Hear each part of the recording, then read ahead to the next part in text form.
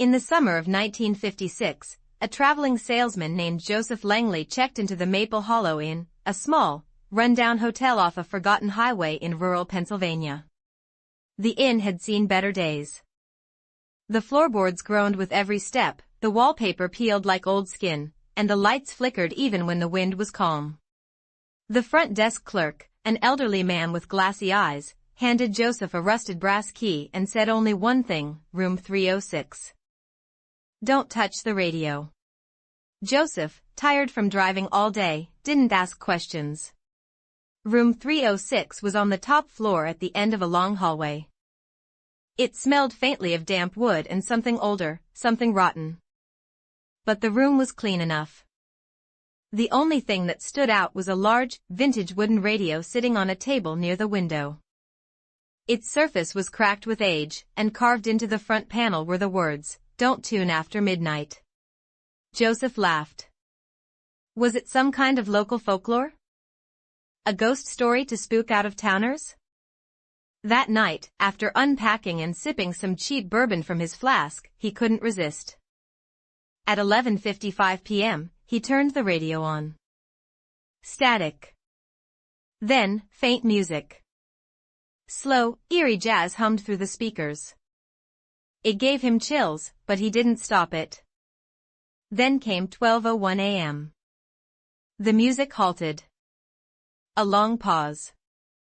Then, a whisper. "He's watching you." From inside the wall, Joseph sat up straight. The voice was so clear, like someone had spoken right into his ear. He turned the radio off. But it turned itself back on.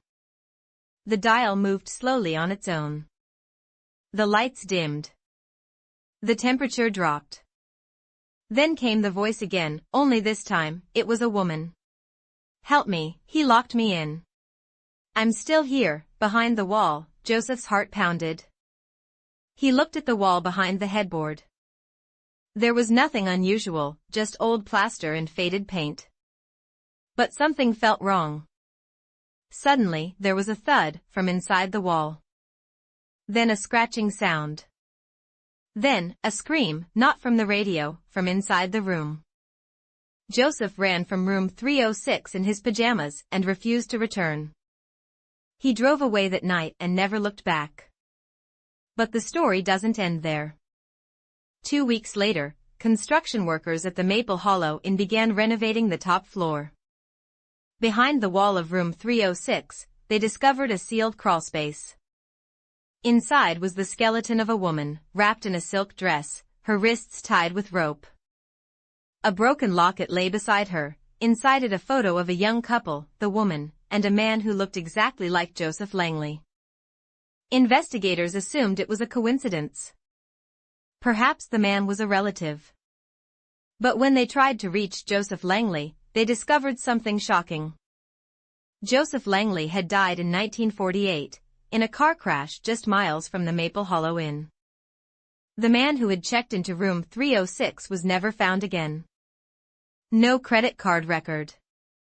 No signature on the guest book. No trace. Only the radio remained. Now, room 306 is sealed shut, and the Maple Hollow Inn is abandoned. Locals say if you walk by the building after midnight, you might hear jazz music through a cracked window, followed by a whisper. He's still watching, and he's not alone anymore.